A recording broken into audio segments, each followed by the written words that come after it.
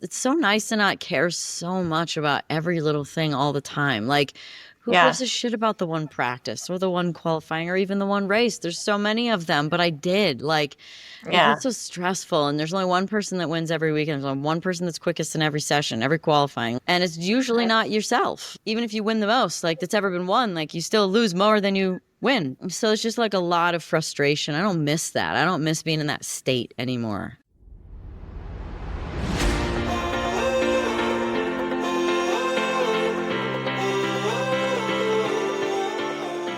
Welcome to Believe in the Good with Haley Dillon, the podcast where we go beyond the track and into the lives of NASCAR wives, families, and the incredible community that keeps this sport moving. Here, we're all about the stories that fuel us, the highs, the lows, the grit, the grace, and the goodness we find along the way. So buckle up, because we're diving into real conversations, behind-the-scenes moments, and the kind of inspiration that reminds us, no matter what, there's always good to be found. So let's hit the gas and let's get into it. Thank you so much for doing this. It is I feel like I'm not worthy. I'm so appreciative that you would do this with me. I want to touch on all of the racing stuff because obviously this is kind of a niche racing wives type of podcast, racing women. But you've done so much incredible stuff in the last couple years with getting involved. And I mean, you have talked to Tucker Carlson, Tulsi Gabbard, Robert Kennedy Jr., Donald Trump, J.D. Vance. Like, you have done some of the most insane interviews, met some of these people that I can't even believe. And I'm just curious, like, what made you want to sort of finally speak out? And what changed for you that suddenly you wanted to get involved and kind of use your platform and use your voice? Yeah. Well, thanks. It's been fun and super unexpected. But I would say that, I mean, especially coming from, where we've come from, NASCAR and racing in general, it's all very patriotic. We do, there's the jet flyover, there's the anthem every time before the race. We honor military and fallen military during every driver's meeting. Like, there's always so much to do with kind of being American. Yeah. And I grew up in a household kind of like that too. But then, so there's always nature and nurture, but I had both, and about being a patriotic American. And I mean, shoot, I moved to England when I was 16 years old, came back when I was 19, and got a tattoo of an American flag and checkered flag, married together in a very ugly way, on my lower back when I was 19 after I came home. So like I've always just had this very patriotic side to me and love this country. And so it was really at the end of 2023 when I went to a big event here in Phoenix called AmFest. And Charlie Kirk is the guy who puts it on. And, I went, and my sister flew in, and she was just here for like 2 days. But we went to a bunch of the talks, and like we met Tucker at that event. And anyway, I posted some photos afterwards, and it just kind of was something that blew up in judgment, which I just thought was wild because I purposely didn't say like, make America great again. I just said, I love this country. And I just was like appalled by the response. And I think it pissed me off. And it just motivated me to, defend the country and what it means to be American. And that was kind of the start of it. I had also watched Tulsi Gabbard speak, and I sent her a DM afterwards. I believe she followed me at the time too. And so I was like, well, that was just impressive. I can't wait to watch kind of everything happen for you. She was like, we kind of just oohed at each other back and forth a little bit. And then I interviewed her for my podcast. I think it was actually in February. So it was not very much, it was only a couple months later. And then we just kind of got in contact, and she was really the one that got the ball rolling as far as doing a lot more political events and helping with the campaign. But it really was fueled from me just feeling like it was just so wild to have any level of judgment for me to say I love this country. Isn't that kind of wild that to just say that you love the country would be controversial? Yeah. I mean, But like even like simple things like wearing an American flag or Yeah. flying an American flag or wearing red, white, and blue, even at a simple level, like all of that is very much conveying that you're a conservative or Republican, which is so weird. Right. Right. It was such a bizarre time in our world when you decided to sort of speak out and I mean, not even speak out, like, but just be at a place that you say, I love this country. And I remember you doing that. And I remember, reaching out to you at that point in time too, and just kind of Yeah. being like, that's awesome, Yeah. And Well, what did people in racing have to say about it? I'm kind of curious just because like in sports there's two things that you don't talk about that much. Politics and religion are kind of the right. areas, the sort of taboo off limit areas where you just kind of keep to yourself on those. I don't know, did people Yeah. did anybody say anything? I think, like you say, there is this undertone of there's obviously patriotism. Like there's obviously NASCAR is one of the few sports that they're very patriotic. Very they pray before each race. There's elements to it that are definitely different than any other sport. So anyway, you have spoken out and been like a huge advocate for the Republican Party and the Make America Healthy Again. I think that when you interviewed, and health has always been such a huge thing for you. Like I have your book sitting on my shelf right here, pretty intense. And I, for like the longest time, your pancakes which you had told me about one day at the track, I was like, you were making them. And you like posted it on your Instagram. This is 100 years ago, but you were like, I was like, okay, wait, how do you do that? And it was like pumpkin and an egg and cinnamon. And we like lived off those for breakfast for quite a while. And I think you maybe put it in your book. I can't remember, but Probably anyway. coconut flour, maybe some almond flour. Yeah. Yeah. Health has always been a big thing. So I'm glad you mentioned that because that was kind of one of those things that I felt like while there was like one sort of memorable impetus, I would say the passion, like the area of passion is in the health space and just being able to, look, I feel very fortunate that, money can help you outrun a lot of problems, like even we hear about like SNAP programs like this where, you get government funding for food and it covers things like soda and whatnot. And it's like, fortunately can outrun a lot of problems and, afford higher priced eggs or higher priced, Right. food. Yeah.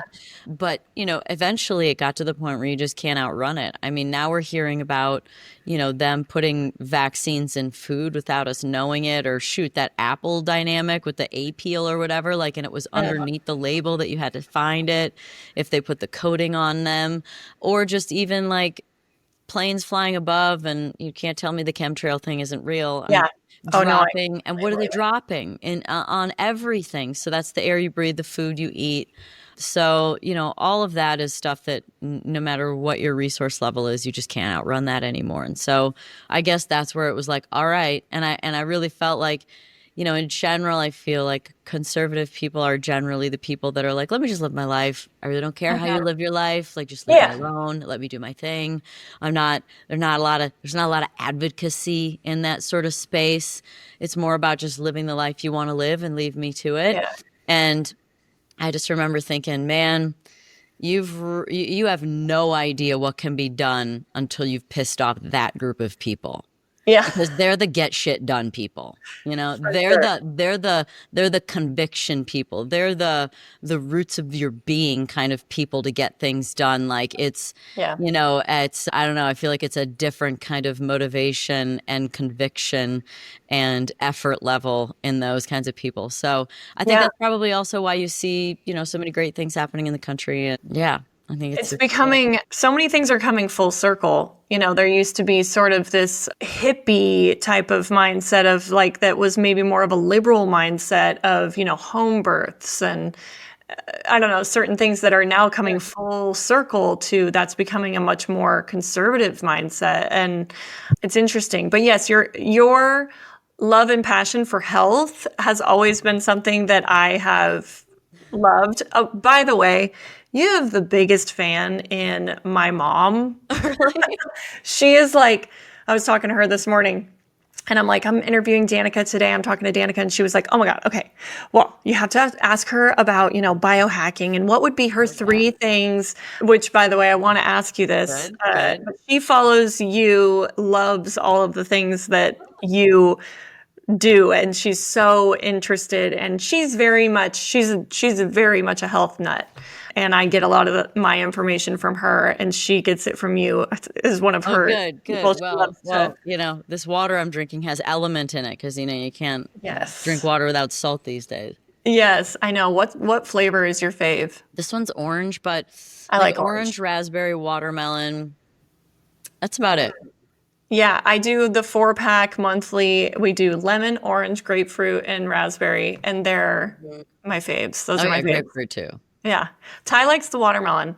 I was super pregnant. I had a big jug of water. I was on a walk and I was super pregnant with Bear, and it was summertime, and it was, 90 degrees outside, and I had my element, and I'm on a walk, and I got down to the last couple inches of the water, and it was warm. And I was 13-ish weeks pregnant, and I was not super pregnant, but super in the nauseous stages of it, I mean, I don't know what that's like, but it sounds awful. Yeah, you just feel super hungover is the feeling that I had. Well, I do know that feeling. Yes. So that was the first trimester, and I had a watermelon element, and I about threw it up. And so it ruined me because that was my favorite flavor. Once you throw up something, when something makes you throw up, you can't have it again. I'm ruined. Alcohol, you can get over it a little bit.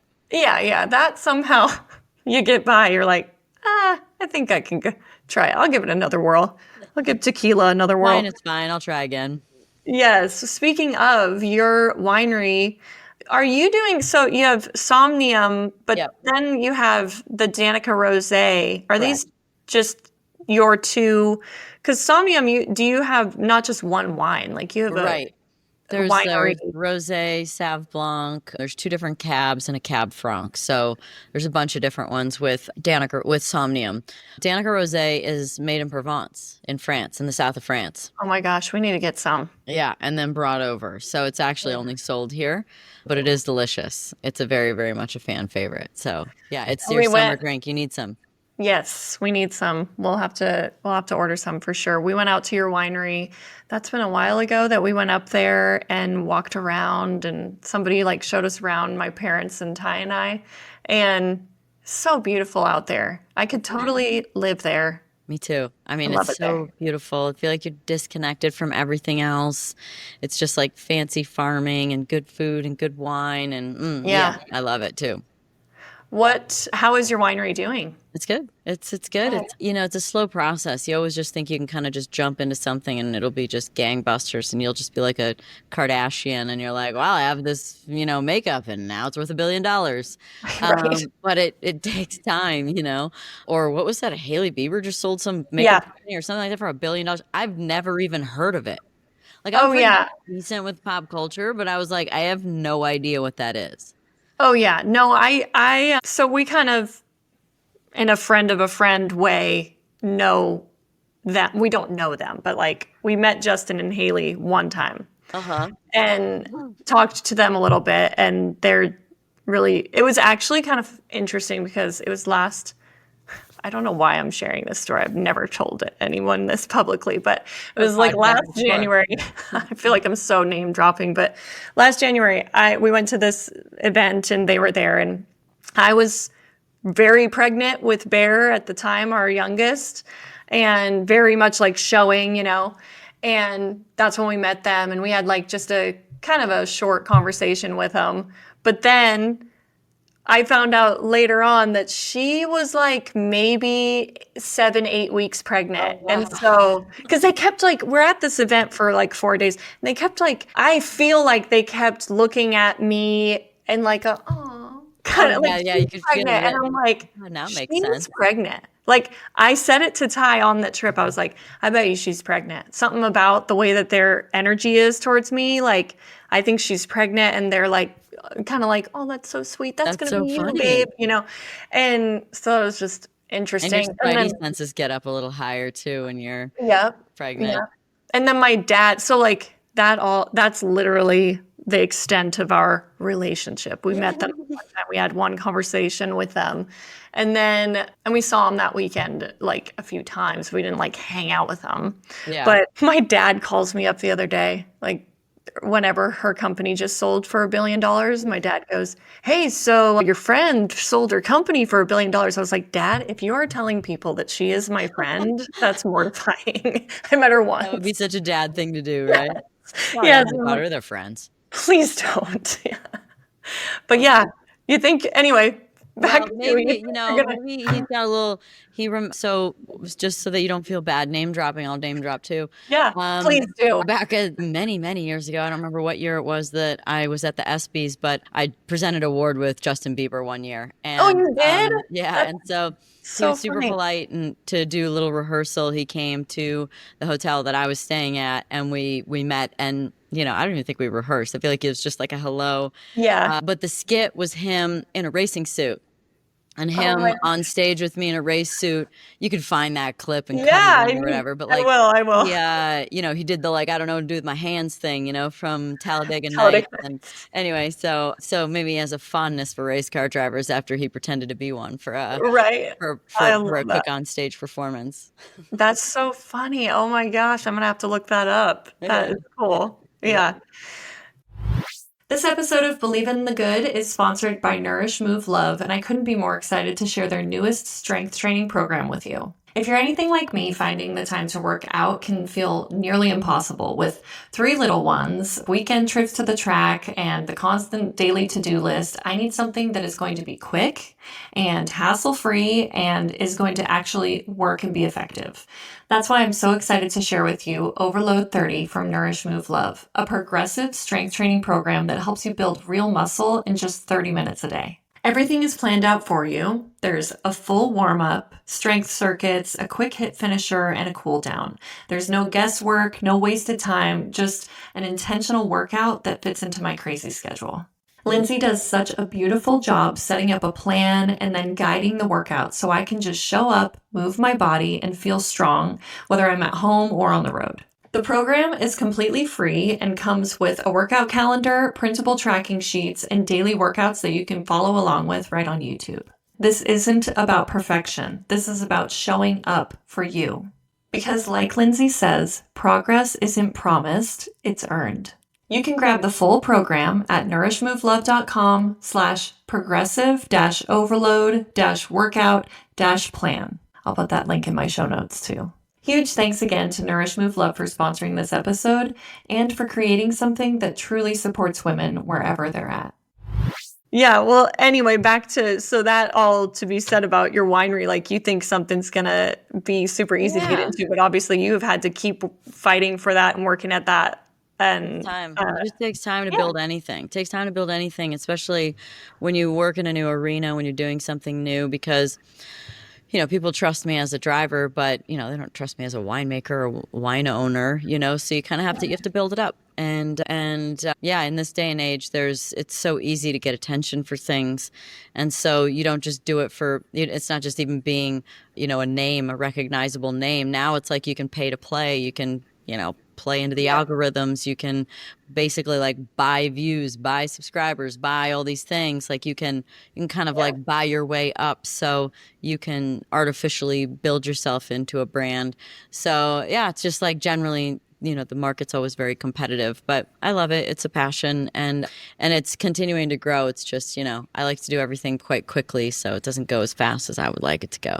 Yeah. You like to do everything quite quickly. That makes a lot of sense. It took a long time for me to realize that really didn't realize that until I was done racing. Really? I realized that it was like, I'm trying to think if there's anything I like to do slow. It's really not. Like, think fast, move fast, learn fast, walk fast, drive fast. I mean, everything. Cook fast. You name it. Yeah. Literally walk fast. Like, it's funny to say that because we are not slow. Like, we're the same way. We're like, we want it now. We want it here. We're go, go, go. And it's hard to keep up, like with some of our friends, they're just like, you guys exhaust me. I can't do it. And you're that kind of intense person. And it was funny, just the other day, my little sister and I we were walking, but we were with my 87-year-old grandma.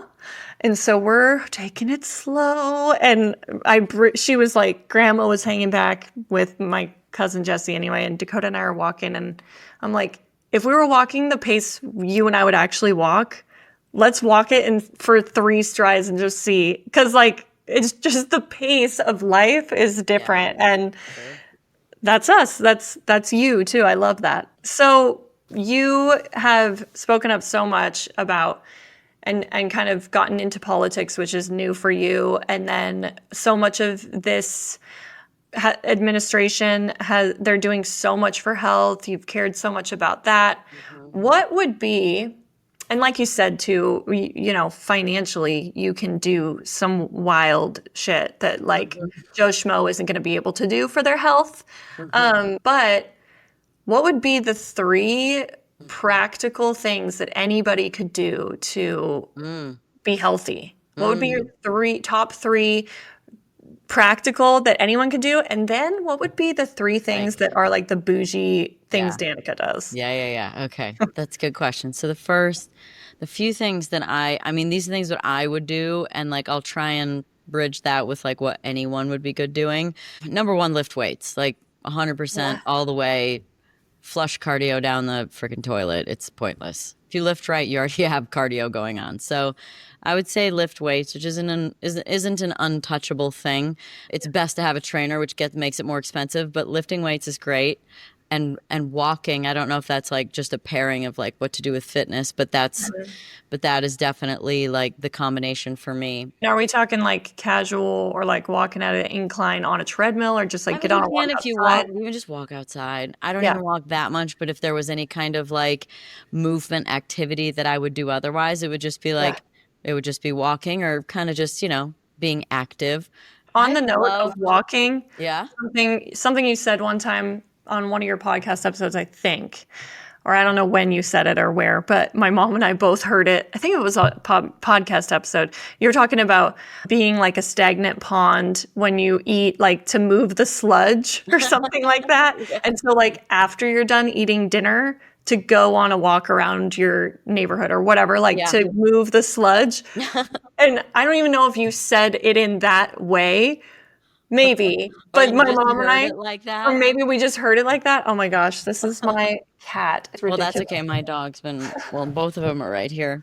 Yeah, I mean, move the sludge, or we say that, but it's from what you had said. So now, if we're ever like together after dinner, I'm like, all right, let's go move the sludge. Let's go on a walk. That's freaking adorable. That's good. I got to think of that. From you. It's so great at blunting your blood sugar response after you eat. So I learned that from wearing a continuous blood glucose monitor. You know those things that people like put on their arms? If you walk after eating, it basically takes your blood sugar and doesn't let it have any kind of spike. It really keeps it stable. Also, additionally, even just going for a walk can just generally lower it. It's like a parasympathetic activity. So sympathetic is kind of your like stress state, and then parasympathetic is when you're in a relaxed state. So it kind of drops you into that parasympathetic and lowers your blood sugar. So it's really, really great for generally everything. It's like it's a fantastic tool. Something a little bit different, I'd say, would be gua sha, and lymphatic drainage. So I do it pretty much every single day I'm home. I'll stand in front of a big red light wall. And you can just have a red light. It doesn't need to be a whole wall, but I have a whole wall. And I do gua sha. So I like do my sort of face all the way down my chest, because if you followed the health journey too, you know I had implants and then I got them out. And so I've always just imagined that I need to like move the energy, the stagnancy all the way through my armpits, because there's 6 main lymph node areas. One's behind your ear, inside your collarbones, underneath your armpits, your stomach, your groin on both sides, and then back sides of both your knees. So I'll kind of do the gua sha actual thing with the plates, and because I like to do everything fast, I have 2 of them, so I do it even faster. Yeah, exactly. And then I do I hit those 6 spots, which kind of just works the lymphatic, and then I just like bounce and jump for a little bit after. Like, you've probably heard of rebounding, That's what right? I was gonna ask you, do you have a rebounder, and do you like that? I do. Okay. I do. Yeah. And then my bedroom got so cluttered with shit. I had like a hyperbaric chamber, red light wall, a rebounder. At one point I even had a rower in there. Oh my God, like Jesus, in my bedroom. Not the right vibe. It's your health zone. We Jeez, have yeah. we have a hyperbaric in our bedroom. Do you It's really really? pretty. Yes. It's so How do you boring. feel about it? Is boring. I mean, It's you so gotta, boring, but it is supposed to be one of the best things. The problem, you probably have a yeah. soft chamber, right? I think we have the exact same one. I think Yeah, I've the seen your. Veritas or Yep. whatever it is, or Yep. something like that. Yeah, it's like a 1.2 atmospheric pressure versus, Yep. so it's not that much more, 1.2 more. So the hard chambers can kind of get up to 1.8. And so basically with the hyperbaric chamber, it just pushes more oxygen into the cells, which is just generally helps everything work better. But it takes like getting up to like 40 hours in the chamber before it starts to make a difference, which is a Yeah. long time. Yeah, you have to do it for like at least an hour at a hour and a half at a time, Yeah. Yep. And then we were doing it very regularly. I do try to force Ty to get in it at least once a week just to have some value in the fact that we got this extremely fancy Expensive, bougie this thing. Yeah, $20,000 chamber. Yes. exactly. So Yeah. it's like, Yeah. but I anyway, don't love it. It's boring, but it's supposed to be amazing for yeah, you. So yeah. it was, So okay, so like walking, lymphatic drainage, yep. And lifting then, man, weights. my third most Yeah, accessible one, eat protein. I mean, yeah. just eat protein. Screw everything else. Honestly, I don't even really eat vegetables anymore, barely. Yeah, oh, really? Are you Yeah. kinda doing, like, No, carnivore-ish? I mean, like for Yeah. breakfast, most of the time I have like 3 eggs and a couple egg whites. I have a piece of sourdough toast, put a little avocado on one half, maybe the other half. I put some butter and some honey. Like, I Yeah. mean, then my starches are like rice, potatoes. I still kind of choose gluten free, even though it doesn't bother me as much anymore, but I still choose it. And then I just eat a lot of protein. I mean, I eat chicken, steak, I don't Yeah. eat fish at home as much because I had really, really high mercury levels Oh, and before when I was at my unhealthy place. So I just don't really eat it at home. I'll eat it out, yeah, but I don't eat it at home. So yeah, and or maybe like even tacos, like just get some. yeah. Corn tortillas don't bother me. Like I don't really care about that Do whole you ever, like, corn. go full rogue and, like, have a sleeve of Oreos, or are you just, like, No, super strict? I Yeah. don't desire it. Yeah, yeah. I guess is Strict the would thing. it'd Like be if a I different way to did. put it. What? Say that If I again? desired it, I might, but I don't. Yeah. Like, I mean, I might desire drinking a whole bottle of wine and then I do that. You do drink, Yeah, like, it's not I don't say it like that, but you don't, like, sure. not drink, yeah. And do you drink just wine, or do you drink anything? Mostly. I Yeah, drink tequila or vodka sometimes too, but like yeah, mostly just wine. It's the only thing that nice. really tastes good. I don't really like that much. I don't really like liquor that much. Yeah. I go through spurts. I'd say my liquor of choice would be tequila, like, Yeah. that's kind of, Yeah. or vodka. Yeah, tequila, Yeah. vodka, or wine, yeah, Vodka's a you're little right. easier to drink, but tequila's a bit more of an upper. It kind of is like a good mood one. Right. All right, those are sort of the accessible ones. So Uh-huh. lift What would weights, be eat more. protein, lymphatic drainage, and then the high end stuff that would be Mhm. more fun. The top of that list would probably be EBOO. It's like a blood dialysis where you pull from one vein, one arm, you put it and push it back into the other, and when you pull from the one vein, it goes through a filter and then goes through ozone and then it Mhm. goes back in the other arm. And so when I Does this first happen started, at once, or do you get one done and then they inject it's all it? happening at the same time. So they Oh. they tap you in, or like my veins suck, so actually I get a ultrasound tech to come do it, and they usually go in my bicep, like really deep, like in my top of my Oof. arm, because my veins they can Yeah, I can push stuff into my veins, but pulling out of my veins is yeah. like I also dump a couple hundred milliliters of blood every few months for my hematocrit number, and like pulling it is usually done manually for me just because it's like it's just Crazy. yeah, my veins are just shit. I remember I Yeah. had a genetic test done a couple of years back, and one of the genetic markers showed that I had like the lowest vein quality genetically. It Okay. also showed that I had the highest amount of dopamine receptors in my brain available, so that was That is nice. nice. But yeah, so I don't know if that's why, but yeah, so my veins are kind of crappy. That's So why you're anyway, a race car driver. yeah, Like, right. you're wanting that highest level of dopamine. Makes sense. Totally. And so I think that's probably my favorite. But when I first started doing it, when it pulls it, you can see stuff coming out of like through the tube, like out of your blood, like particles and stuff. So they say it Wow. can help just sort of, it like cleans half of your blood in an hour. So they do it for an hour. Oh my But gosh, when I that's first started, when it was going back in the other arm, once the blood turns black going back in, it means it's a really high oxidative stress. And so we actually couldn't do ozone for the whole hour the first couple times I did it because I had such a stress response. Like my body was still not relaxed enough. It was still fighting things. So anyway, by like the fourth time I did it pretty consecutively, then it got much better and now I just do it like once a year. But I love probably have to find a very skilled. I've never heard of this. yeah. I'm gonna look this up. Yeah, it's definitely words that I can't remember. Eboo, Yeah. EBOO, but it's a really cool process. I've a lot of people really like that. One of them that I'd say is like kind of bullshit that I think's not worth it that comes to mind as we're talking about this stuff is NAD. Have you heard about NAD? Oh my gosh, I literally have it written down. I was gonna ask your thoughts on NAD. Okay. Yeah. Yeah. I mean, every now and again you come across someone that's like, wow, I sleep so much better. I have so much more energy. But 98% of the people that do it are like, bullshit. Like, didn't Yeah. really do anything. Didn't do That's so anything for me. interesting. I did 5 sessions in 10 days Yeah. and I noticed nothing. One of my really good friends, Like, Michaela Peterson, she had, Jordan Peterson, her yeah. dad, like the philosopher professor. So Michaela lives out here and we're friends. And like she did like, I think she said she did like 18 NAD sessions. She's like, it didn't do anything, but she Oh, loved really? Ebu as well. I sent her to the Ebu place that I went to out here. Yeah. I always hear Jordan talk about her and her like health and For everything. Anytime he's mold and yeah. metal, like mold and everything. So Ebu is really cool. I really love that. Yeah, with my mom's friend, and they did the NAD thing, and my mom didn't really feel any Makes you different feel from like it. shit while you do it. I mean, while you do it, it makes you feel kind of nauseous, and there's That's a what I was histamine gonna say. reaction too. So you Yeah, get a little like stuffy because there's a little bit of a histamine sort of nature to it. But yeah. you can only take the drip as fast as you're willing to tolerate the discomfort of like nausea and discomfort. So that is how it makes you feel. It kind of makes you feel like shit during it. Yeah, yeah, That's yeah. interesting.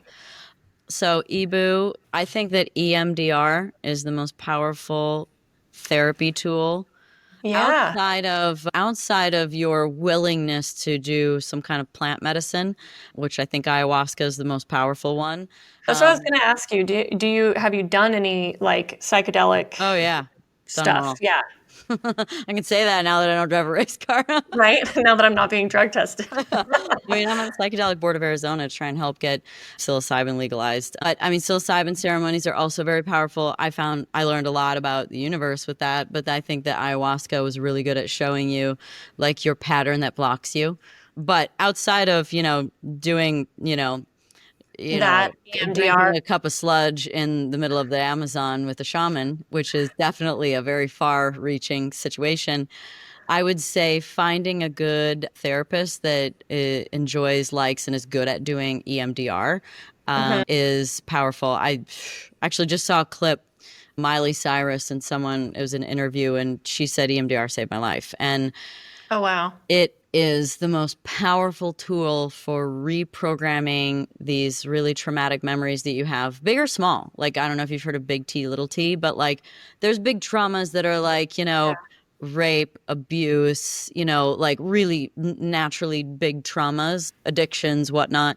But then there's little t traumas that are like something that someone said. Maybe you're driving down the road and your, mom yelled at you and she hates your singing and she just yelled at you to stop. And now you have this trauma that you Yeah. should never sing again. And you've had that since you were 6. And, like you can go into that memory and fix it. Like you can go into these little T trauma memories I did a brain scan with Dr. Amen, and he's such a kind, good man. And he just sporadically follows up. And at one point in time, he asked how I was doing, and I was doing really terrible. And I'd never been depressed before, but I was doing so much detoxing and so much like I was trying to get rid of the metals. So I was doing these blood-brain barrier tinctures that would help release it from my brain. And anyway, I finally got depressed, which is a thing that can happen with doing a lot of that stuff. And so he's like, go do hyperbaric chamber. I get I'm it. It's bored to good for death in you. here, Dr. Amen. Yeah, I love you, Dr. Raymond. It's so boring. And some people can do it. I just am not. I hate sitting still that long. And then also do EMDR. And he said, make a list of your top 10 traumas and go into EMDR and reprogram them all. So, the process Wow. of making your top 10 traumas is actually kind of like hard at first. You're like, Yeah. you get your little pen and paper out and you're like, okay, Like, these are you're things like, I shoot, what want. was a trauma, right? Like, Yeah, and then you yeah. just start remembering things that like the traumas are the ones where you have this memory of like it's almost like a photograph or a little mini video, and you just like, it's etched in your mind something that's not good. And you're like, oh, okay, I guess. Yeah, I remember that one time my dad yelled at me when I was go-karting and I did that thing. Or like, oh, I Yeah. remember when I got made fun of for that. Okay, that's another thing. And like there's like these almost like pictures or images that you have. And that's So do how I you do started. 10 big T, 10 little T, or just Just 10, 10 you just traumas, whatever they are? just 10 They could traumas. be, So I yeah. probably had like almost 20, and then I just like, because you just get rolling and you're just thinking of Yeah. anything that seems bad. And then I was like, okay, these are really the top 10. And then I just went in with my therapist and did EMDR. And I think I actually literally passed therapy by the fact that my therapist just didn't get her laptop up one day to schedule me. And she was like, well, if you need me again, just let me know. I'm She's like, like, "I'll come to okay. you next." Like I What just got, I think I just passed. graduated. So EMDR, because that's again going to be a You know what therapy. EMDR stands for? Again, it's another one of those Yeah, like I don't know. it's basically ends up implying about a left right brain. It's they do what they do so people don't think it's scary and weird. Because I remember when I first heard about EMDR and I was like, is it like a injection? Is it like That's what a I'm wondering. what What is is it? It's it? not. So it's the way my therapist does it is we'll talk about a trauma and we'll go to like the peak moment of it. And then she has this little device. It almost looks like a little a little record, like just a little box.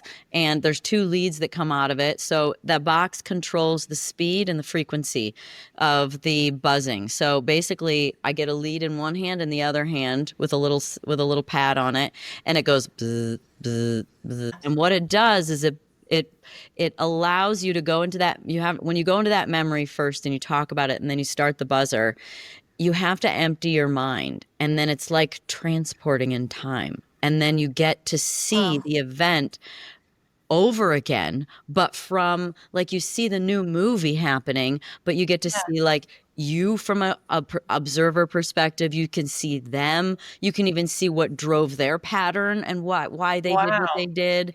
Like at one point, one of my traumas, I even saw like what was like angelic soul orchestration, where it was like they like I was meant to have that experience, like, okay, Yeah. look over this way and pay attention to what's being said.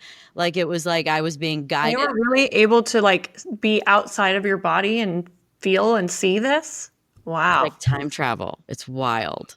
I have to It's do it. yeah, it's you Sounds so cool. the trick is because the first time I did it, it was like unreal. And then the second time, since I knew what happened, I kind of like guided my brain a little. And so it took a few rounds because the buzzing you only do it for maybe like a minute, and then Yeah. you stop and you sort of report what you saw and what you experienced. And then, she would say, okay, notice this now. And then you go back into the buzzer for another minute. And then, okay, what did you notice? Well, I'd done like probably 6 or 7 rounds or 8 rounds, and like it kind of wasn't really happening. And I remember thinking to myself, I'm just gonna like sit here, and if nothing happens, nothing happens today. That's just what today is. And at that moment of surrender, of not thinking about anything and not trying to force the process, all of a sudden I had the experience. And I think we went through like 20 rounds after that. And Wow. so it's a real good like challenge. It's a challenge to like empty your mind the way you need to, but Yeah, because yeah, I feel like I would be sort of controlling of it, yeah, you want you to know? think. Yeah, yeah, like, I'm not to say that I'm, like, a controlling person, but that I would want to guide it, like you say. That Yeah, might be hard for me to relinquish that control, yeah, but yeah, I need to try it. What yeah. is it things that, like, you have worked through and you're like, "I feel good about this, but I'll readdress it because if I can make it better, it'd be good." Like, is that beneficial? Or is it like, "I'm going through this right now, this trauma, and I wanna get through it"? Well, you know how when I you guess go not, through because you life, say it's something the when you were 6 years old, it's like, you all can't. kinds of things. So it's things to just feel better, but really what it comes down to is the things that are triggers. Like Yeah, it's like, it's like if you get like made fun of for being fat when you were a kid and you have this complex your whole life, then yeah, you can get rid of the trigger. or if I'm trying to think of I think it's easiest to think of my own. I was going to say, is there any that you'd be willing to share that was like, that was something I struggled with and then I worked on this and I don't even give a shit about that anymore? Like that happened. I feel like when I was a little kid, my dad made fun of me for being fat when I was really young. And that was the one where it was like, nope, you need to look and see this experience and have it. Yeah. And that happened when I was like, I don't know, like fifth grade, I don't know, fourth, fifth grade or something like that. I'm trying to remember, like, it's hard to actually remember all 10 now. Some of them were relationships and experiences that I had. Yeah, I mean, they kind of ranged the spectrum of various different things. So interesting. Yeah. That's something I wanted to ask you about. And you can say, Haley, like, no, fuck that. I don't want to talk about it. But are you single right now? Yeah. Yeah. Does Danica have to date a famous dude? Does she have to? No. Okay, like you would date a guy. I mean, he has to be driven and a good guy. I mean, you're not going to date a douchebag, but like, do you want to be with someone? Oh yeah. Like, I love yeah. love. I love relationships. I love like traveling with someone. I love adventuring. I love like doing the monotony of life. I like grocery shopping. I like cooking. I like doing all that. I love cuddling. I mean, I think that the thing about you that people would be, the thing that I love about you that, and maybe people see you and think you're this like intense person. You're this, have this energy about you that might make a guy nervous, but like you also have this, when you get to know you, you have this beautiful feminine softness about you that I don't think maybe people don't understand. I think until they get to know you, but you do have this like tender-hearted feminine energy as well that like. Thank you for saying that. Yeah, you do. You absolutely do. Obviously, you're this badass woman that does all of these things. You're this intense person. You're go, go, go and fast-paced, but you also are like, I see a woman that is like receptive to love, that has a feminine energy, that wants to, I don't like the word, but the first word that comes to my mind is like serve. I do. The yeah. man. Yeah. Like I love taking care of somebody. Yes. Yeah. And I see that for you. What do you like? What's the challenge here? Yeah. Or what do I like? I mean, in a kind of like, because you're kind of asking like what kind of guy. I mean, there's like some important elements. I mean, part of it ends up being a little bit of matching lifestyle. Like I'm at a point in my life where I can go a lot of places and do a lot of things. And so, having someone that's like able to do that is important, to be able to just go to somewhere for a week or two, or go to, travel and go places. And, also if you don't live in the same place, how does that look? How can you bridge that gap? And and then what happens with that is that, the way that I like to do all those things tends to be pretty nice, like you travel and you do it well. Yeah. So if they aren't financially you don't successful, want to fly last class next to the bathroom. No, exactly. Yeah. So it's not that I mind paying, because there's been so many times that I have, but what ends up happening in the dynamic is that the man feels less of a man. And so it can like prove out to be a little harder, even though even two party, both people can be like, it's all good. It's all fine. It's like, it still shows up. It's still, there's like a primordial nature to men to wanting to provide. And I want that too. And I do think that from a feminine perspective, there's this whole thing around safety. And so like, it's not safety in a sense that I'm not going to get hurt, right? Because no one's showing up for that on purpose. It's like, that should be assumed. Obvious. But it's more about like being able to go like, what can I as a woman just not plan things? Can I just be the one that just shows up? Can I be the one that just like doesn't have to pick up the tab and decide how much to tip? Can I just not get the Uber? Courted. Can I just not do? Because when I do, I get into more of a masculine state, because you have to, because you're like organizing, planning, checking, you're making sure you're like, you're doing all the things. So that's kind of the safety element, is like, can I just like be? And like, what if I'm just someone who doesn't want to do anything anymore? Can you just take Yeah. care of me? Like, are you capable of taking care of me? Can you do that? Yeah. That is like the safety I think that a woman wants to feel, is that Yeah. she can surrender like that. And it doesn't mean she doesn't want to do anything, or a woman doesn't want to have ambitions or accomplish great things, but or just even have anything to accomplish. Of course you do. But it's that you want to make sure that you can like sink back a little bit and be taken care of if you want, or if Yeah. you need to, right? Right. I think Like that let's it's say when you're being pregnant, there's some shit that you just can't do, right? right, right. You want to feel like you want to be courted, first Yeah. of all, like that. I think you want to feel like a guy is going to be like, I've got you. And when you feel that safety, that's where all the good shit happens. I Yeah. mean, when you feel that safety and you feel secure in it, that's where the sexy stuff happens. You know, Yeah. like that's, Yeah. and I think when you emasculate a man, like if you make a man feel emasculated, that's like, sorry, dude, that's not going to work. Like, that's not what I'm trying to do. And you Right. need to, like, a man needs to step up to the occasion of like being good enough for you. That's a lot to ask. Like, where are you at? Are you on a referral only basis, or are you like on Tinder? Like, what? I've never been on an app in my life, and I won't. That's fine. I'm like such an Like, introvert that I'll just like, racking my brain for the single men I know. thank you. Good. I I think will. referral base would be good. Yeah. I think that's I don't have that skill set, because there's such like an X factor to meeting someone that you can't, Yeah. you just like, it's just gotta happen, the chemistry.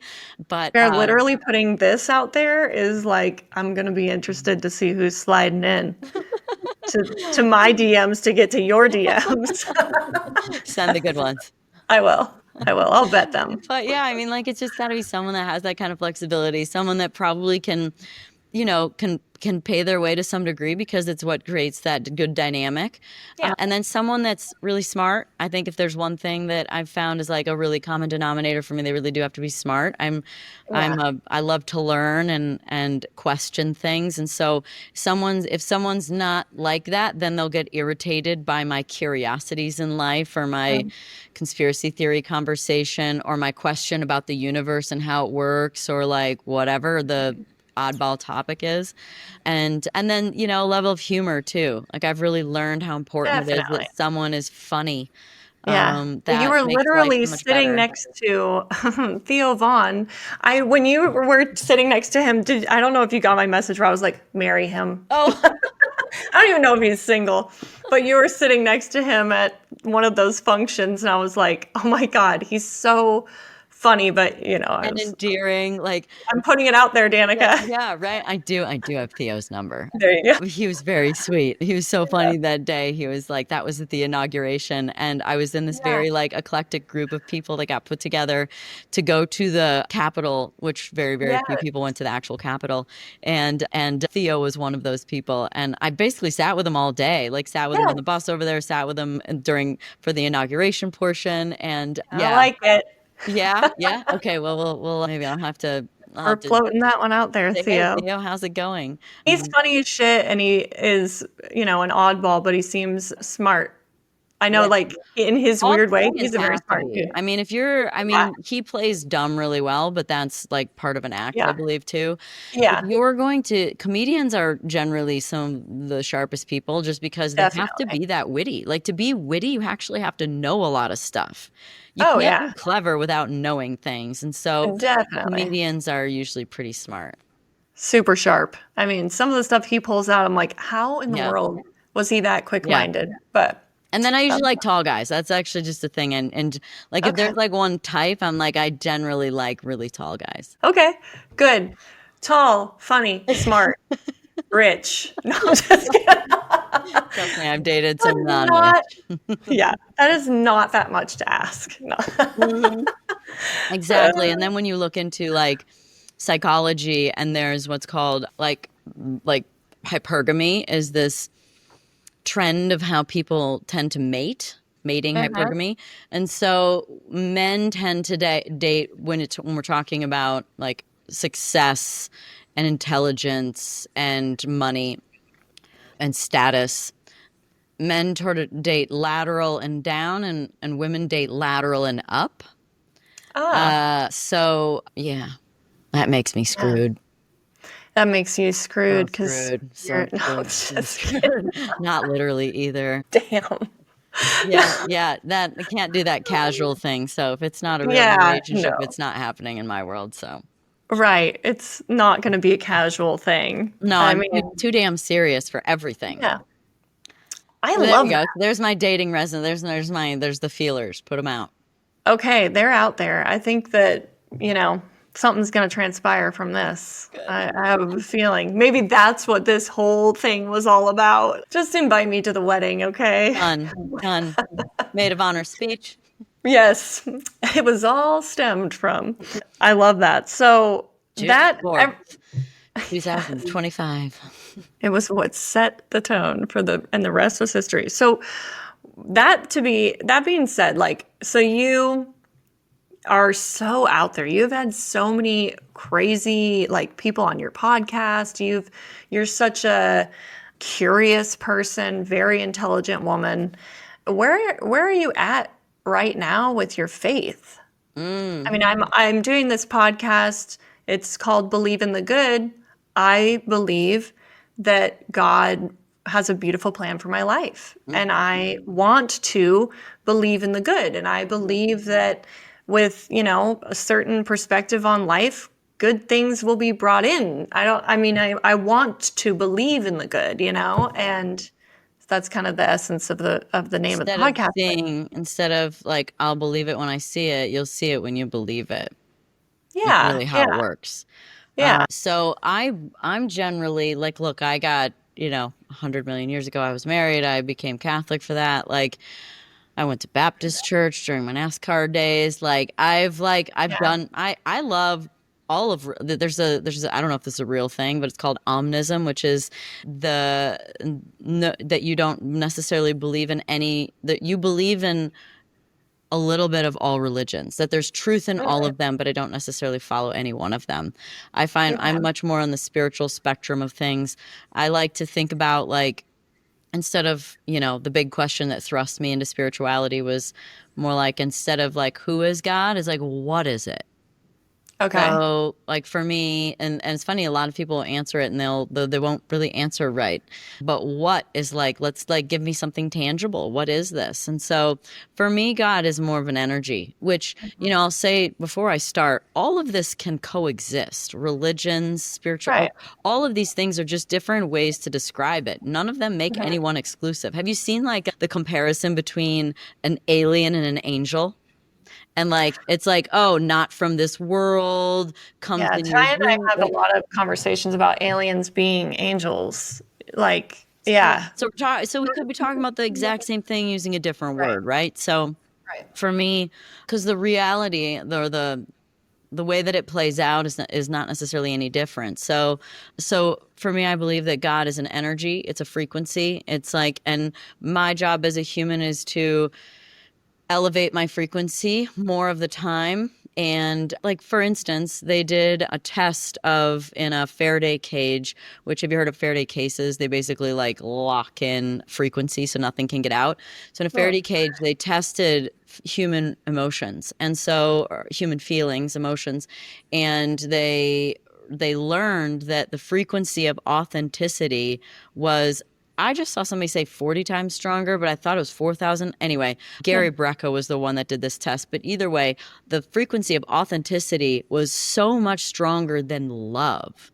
And so, like, for me, what that says is that when you're in alignment with yourself, you have a higher frequency and you attract like frequencies. Yeah. So I'm big on energy. I'm everything. I think about everything in terms of energy. And in fact, in my altered states of plant medicine journeys, that's really what I've been shown. Like, especially with psilocybin, that being human wasn't real, and that we're really just a wave. We are just a wave. We are a frequency wave, and all of our experiences are just interactions with other waves that produce an experience. Wow. And that, yeah, and that we're That's out there. That's out there. I get it. I get it. You know what? You know what, though? Here's the thing. So, like, the reason I was bringing up your faith, too, is because it's coexist. It's with the whole dating thing. Like you that's obviously important to everyone Totally. where You you gotta be on stand the on your same date. page. Yeah. But I think that the thing about you, like bringing it back to like once you get to know you and you have this feminine, soft side of you, like when you get to know you, that is who you are. I think that the thing about all of these things that you're on this journey with your faith and learning all of these different things is I don't believe that you're judgmental. Like if a man came in with his own belief and thoughts and things that he loves, you are soft. You have a soft, open hand to that. Do Yeah. you? I Oh, mean, or yeah. are you I'm like, very receptive. I mean, yeah, I'm curious. So the yeah, curiosity is a trait of openness. And because so that with might, openness, it means you can shift, right? So I've just yeah, described to you that I've become Christian. I've become Catholic, gone to Baptist church, right, and been in the Amazon with the shamans, right? Like right. clearly I'm open. And so Well, because openness that is might be indicative intimidating. of moving around. Yeah, because that might be intimidating for a man that Mhm. is like, oh, I would want to date her, but I don't know about what she would think about my beliefs. But like Yeah. here and now, set the record that you are a very, like, I want to put the words in your mouth, which I'm not, but like that you are a receptive person to all of that. Like Yeah. you're not judgmental. You're not so out there that you're like, oh, if you believe in that, Jesus died and rose again, I'm not going to even go there with you. Like, Unless what you are believe that there are more than two genders, like we're good. I mean, you do have to sync up, but like yeah, every night I remember before I go to bed, I pray. So that's like a very Christian thing to do, and yeah, I 100% believe it works. yeah. But I Oh, also know that there are manifestation techniques that are yeah, a little different than that too, that also yeah. absolutely work. Yeah, I was just talking to Brooke Canals about this, about how, you know, manifestation and just sort of wanting to and just sort of going out into the world with that energy that like good things are going to happen for me and that like and like you say praying before bed, like something we were talking about is just gratitude, having gratitude. 100%. Yeah. Two life hacks right now: Yeah. plan more fun and be grateful. I love it. If you plan more fun, it puts you in an elevated state. It puts you in this like, because if you plan fun, what you're doing is you're planning fun for yourself, which means you're enjoying yourself, means you're happy, means your Yeah. frequency goes up. It means you're more in alignment with yourself, right? Yeah. You're not going to do anything you don't want to do when you're planning fun for yourself. So that is alignment, and alignment is authenticity. And then when you're grateful for all that you have, you put yourself in a positive mental state. And it's just those two things can just change everything. Yeah. I absolutely agree. So, I haven't touched on racing at all, but I do want to bring up your racing life and career. And anyone that follows you kind of knows where you began. You raced go-karts, you and your sister were racing, and then you traveled to Europe and raced, and you came back. So catching up to where we met in NASCAR, we love the number 10.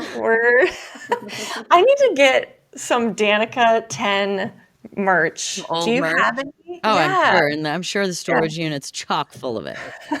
Haley's I'm probably gonna- like, what do I do with all this stuff? We literally bought a humongous storage unit because there's just cars and memorabilia and suits and helmets and, yeah.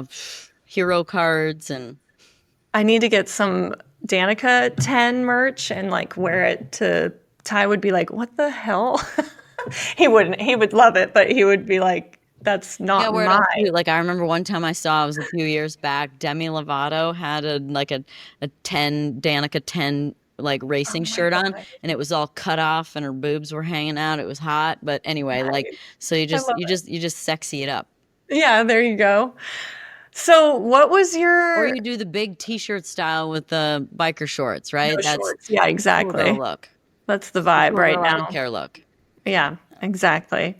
So I was looking this morning at some of your like racing clips in NASCAR. I didn't know like where to begin, but you were so badass how you got into it and raced against these guys and they like bullied the shit out of you, I feel like. And then you were like you did not take their shit. Like, you were so, like, there's this clip, and I mean, it's funny because we're friends, obviously, so are you, with Denny, and I yeah. love that clip where you go up to him, you grab onto him. It's like, it seems like it's about to be this like mad, passionate moment where you like kiss him or something. You're like, you fucker, and you start yelling at him, and it's like, it's so awesome. But man, I mean, I don't know That how. started when I was young. I've done that for my whole life. I remember Yeah. I was racing go-karts. I was probably like 10 or 11. It was very beginning. And I remember somebody pulled out in front of me during practice, and this is practice.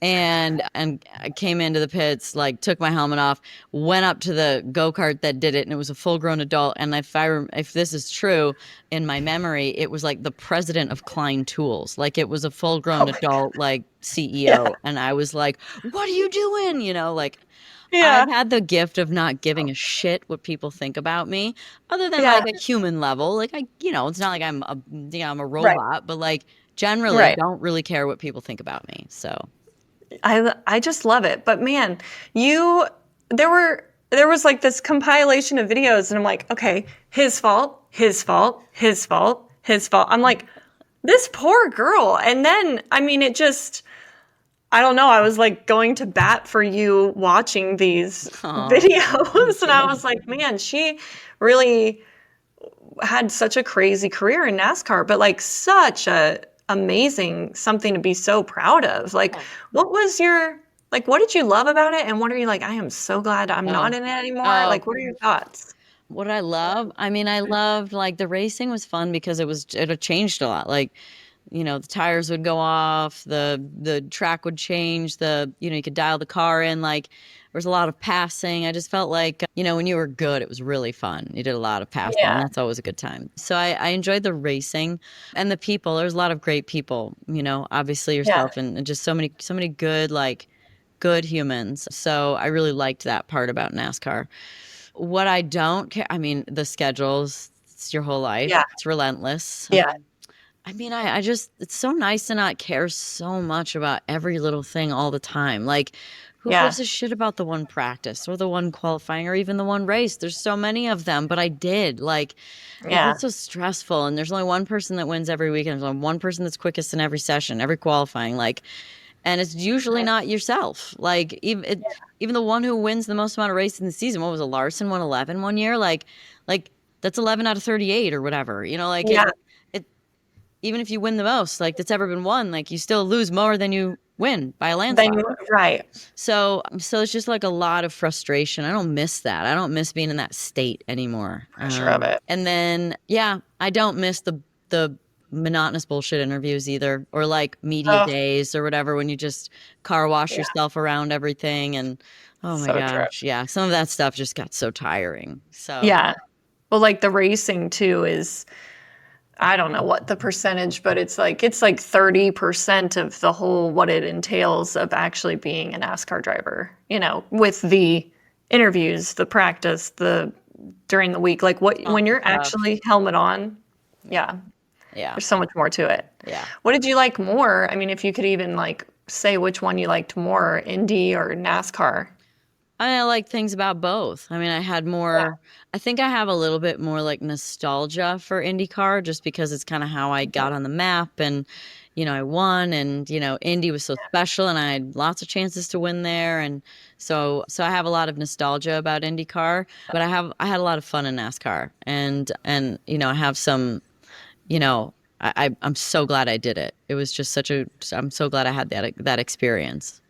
What was it like for you just this last month covering the Indy 500? Oh yeah, it's always just such an honor, Again, that nostalgia's there, and I feel like I can sort of, because I do a lot of F1 stuff too, and I feel like I can speak a little bit more confidently about the cars or the dynamics or whatever's going on, even though whenever I ask engineers or people like that about F1 or other things, it's like it's all pretty much the same, but it's cool. It's just it's a really spectacular race, and it's I have a lot of it's a good feel race for me. All right, who's the most famous person that you've met or that you have in your phone?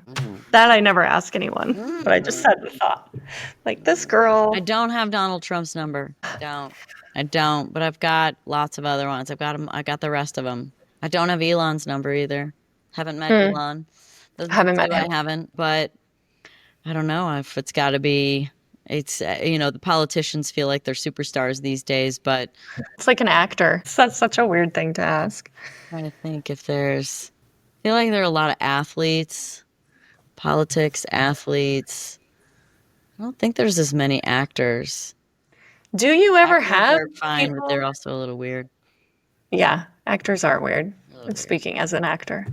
But do you ever have anybody like slide into your DMs? Oh yeah, but Yeah. I only get the ones that I follow. So if I don't follow you, I don't see it.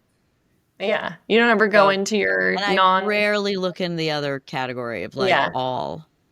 requested Yeah. messages or whatever. Yeah. Yep. Yeah. Don't. Have you ever like gone on a date with somebody that slid into your DMs in that Yeah, fashion? of course. Yeah. Yeah. I mean, yeah, I remember first- this one time there's this guy that I followed, thought he's really funny. And anyway, I was like, oh, cute, funny. And then woke up in the morning and it was like, hey. I was like, oh, wow. Gotta love the universe. Hi. Yeah. Yeah. Oh my gosh. That's Which led to a funny. few dates. Yeah. Nice. Nice.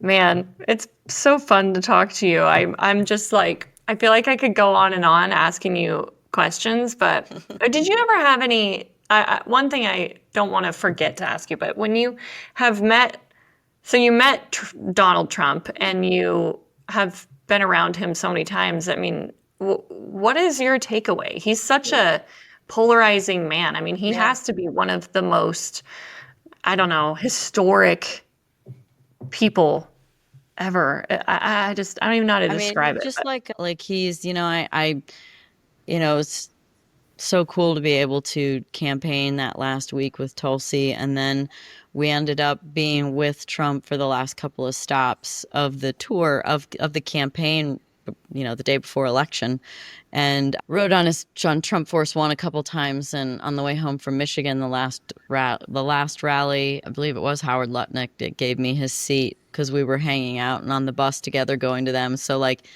anyway, so I sat next to him for I don't know, almost 2 hours of the flight back to Florida. And he's very funny. He's very, he'll say anything. He's very open. You definitely get like old school kind of good old boy feel from him a little bit. How old is he? He's 80, right? I mean, Yeah, he's like and 80. he's built massive buildings in New York City. He's got a little bit of that in him, right? Yeah. But he also is very good at he's curious, and I think he's really good at controlling the narrative. I think he's very good at making sure that, whatever message is out there is the one that he wants it to be. And so he's a master at media too, which is important. Yeah, definitely. Yeah, He's but very I really ultimately he doesn't need the job, right? So, Right. obviously there's a lot of a thought around ego and wanting the job because of, the narcissistic nature that people feel from him. And look, we all have we're all on some spectrum of narcissism. I'm sure I've got a little more than others, but what I see in the administration now is I see a whole lot of people that don't need to do the job they're doing because they don't need the money and they don't need the pressure. They don't need the stress. They don't need it, but they actually just feel like they can make a difference and they actually really want to help make the country what they believe it can be.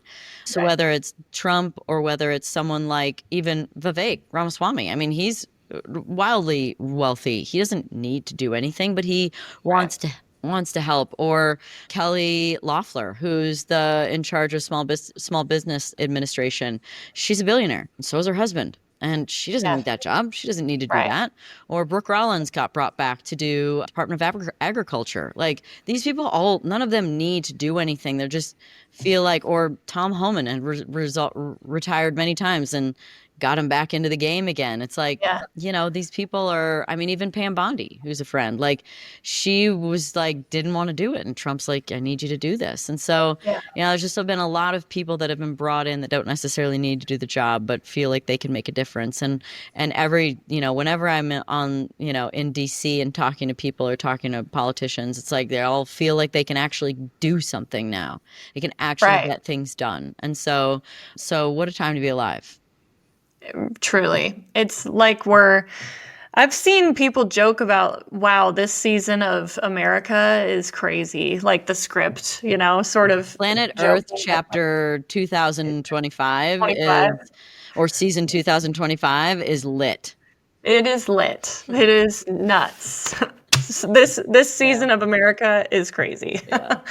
But yeah, well, Danica, thank you so much. I feel like talking to you, like I said, I feel like I'm not worthy. The things that you're doing, and it's just so cool. I was telling my mom this morning when I was talking to her, I'm like, the thing about Danica is she can sit and talk with Donald Trump on a plane for 2 hours, but also you would totally like sit in my mom's kitchen with me and have a glass of wine and chit chat about health and dating. And if my mom was like, Danica, can you take the garbage out? You'd be like, yeah, where's your trash can? Like, you're not too big for your britches. You're so down to earth. And so I just really appreciate you coming on. We're family. Having done what we did for so many years, for so much time. I mean, like, you really do have this sort of friendship and level of respect and understanding and like undying friendship. So it's been a pleasure to do it. Oh, thank you so much. Yes, it feels like we're all a big family that we've done this. Yeah. And you believe we're still doing it? How long it's been that you're not, and we're still in it. Every weekend. I do think about that. I'm like, wow. And they're still all at it. Like, I mean, we've had a roller coaster of our Ty's racing career, but yeah, it's pretty nuts that everybody's still at it. Well, thank you so much. And we've floated this out there into the universe, and, just invite me to your wedding. All right. Done. That's all I ask. Done. I love a party. But I might do it somewhere. It's gotta be like summer in Europe wedding though, because I'm obsessed with Europe in the summer. Yes. I saw how do you even call that? Affogato? The coffee Affogato. thing? Affogato. I've never. Ice cream basically with espresso on it.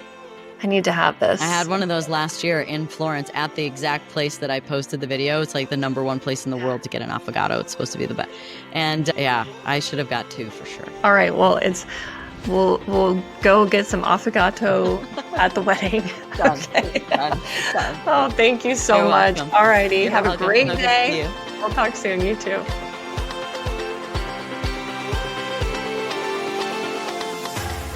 And that's a wrap on today's episode. I'm so grateful you spent this time with us. It means the world that you're here. And if you loved this conversation, make sure you check out the show notes for all the links and any resources we mentioned. I would love it if you followed me over on Instagram and YouTube. This is where I like to share things about my life, little tidbits about our family. And hey, if you enjoyed this episode, the best way to say thank you is by sharing with a friend, leaving a review, and rating the show. It helps this conversation reach more people who believe in the good.